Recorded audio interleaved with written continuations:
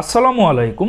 আজকে আমি আপনাদের সাথে আলোচনা করব কারা বাংলাদেশ সেনাবাহিনীর 10 জন বড় কমান্ডার যারা যুদ্ধক্ষেত্রে সমগ্র বাংলাদেশকে কমান্ড করবেন।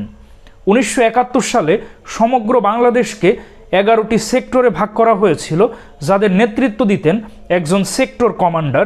ঠিক একইভাবে বর্তমানে বাংলাদেশ সেনাবাহিনীতে 10টি পদাতিক ডিভিশন বা এরিয়া রয়েছে, যেটাকে আপনি অনেকটা সে 1971 সালের সময়কার সেক্টরের সাথে তুলনা করতে পারেন।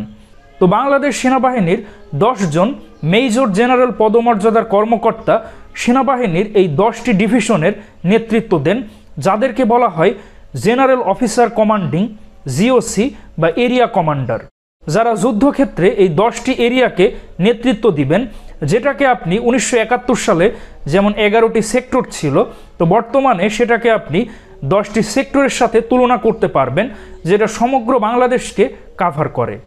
চলুন এখন আমরা দেখে নিই কারা বাংলাদেশ সেনাবাহিনীর এই 10 জন বড় কমান্ডার। নাম্বার 1, 7 পদাতিক ডিভিশন বা 7 ইনফ্যান্ট্রি ডিভিশনের কমান্ডার। 7 ইনফ্যান্ট্রি ডিভিশন বৃহত্তর বরিশাল এরিয়া নিয়ে গঠিত, যার সদর দপ্তর হল বরিশাল বিভাগের পটুয়াখালী জেলায় অবস্থিত লেবুখালী ক্যান্টনমেন্ট। আর এই 7 পদাতিক ডিভিশনের জেনারেল অফিসার কমান্ডিং, জিওসি বা এরিয়া কমান্ডার হলেন মেজর জেনারেল মোহাম্মদ মোয়াজ্জেম হোসেন, যিনি 27তম বিএমএ লং কোর্সের মাধ্যমে সেনাবাহিনীতে কমিশনপ্রাপ্ত হয়েছিলেন।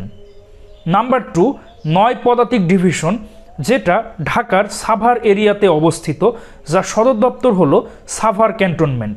এই 9 পদাতিক ডিভিশনের জিওসি বা এরিয়া কমান্ডার হলেন মেজর জেনারেল মোহাম্মদ মঈন খান, যিনি 22তম বিএমএ লং কোর্সের মাধ্যমে বাংলাদেশ সেনাবাহিনীতে কমিশনপ্রাপ্ত হয়েছিলেন। নাম্বার 3, 10 পদাতিক ডিভিশন, যেটা কক্সবাজার এরিয়াতে অবস্থিত, যার সদর দপ্তর হল কক্সবাজারের রামু ক্যান্টনমেন্ট।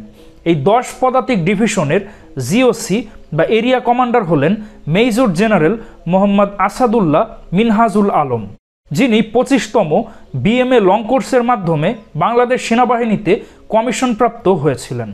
নাম্বার 4, 11 পদাতিক ডিভিশন, যেটা বগুড়া এরিয়াতে অবস্থিত। এটা বগুড়া সহ নাটোর, রাজশাহী এরিয়াও কাভার করে।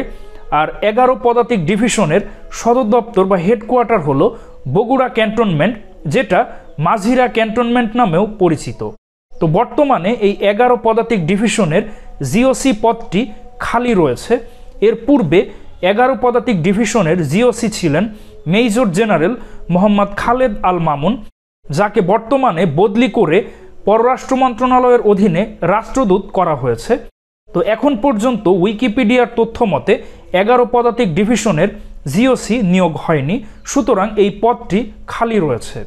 নাম্বার 5, 17 পদাতিক ডিভিশন, যেটা বৃহত্তর সিলেট এরিয়াতে অবস্থিত এবং এটা সমগ্র সিলেট বিভাগকে কাভার করে, যার সদর দপ্তর হল সিলেটের জালালাবাদ ক্যান্টনমেন্ট। এই 17 পদাতিক ডিভিশনের জিওসি বা এরিয়া কমান্ডার হলেন major general ASM Ridwanur Rahman, যিনি 23তম বিএমএ লং কোর্সের মাধ্যমে সেনাবাহিনীতে কমিশনপ্রাপ্ত হয়েছিলেন। নাম্বার 6, 19 পদাতিক ডিভিশন, যেটা টাঙ্গাইলের ঘাটাইল এরিয়াতে অবস্থিত। এটা টাঙ্গাইল সহ ময়মনসিংহ বিভাগের বেশ কয়েকটি জেলাকেও কাভার করে। এই 19 পদাতিক ডিভিশনের হেডকোয়ার্টার বা সদর দপ্তর হল টাঙ্গাইল জেলার ঘাটাইলে অবস্থিত শহীদ সালাউদ্দিন ক্যান্টনমেন্ট। এই 19 পদাতিক ডিভিশনের জিওসি বা এরিয়া কমান্ডার হলেন মেজর জেনারেল হুসাইন মোহাম্মদ মাসিহুর রহমান, যিনি 27তম বিএমএ লং কোর্সের মাধ্যমে সেনাবাহিনীতে কমিশনপ্রাপ্ত হয়েছিলেন। নাম্বার 7, 24 পদাতিক ডিভিশন, যেটা চট্টগ্রাম এরিয়াতে অবস্থিত, যার সদর দপ্তর হল চট্টগ্রাম ক্যান্টনমেন্ট।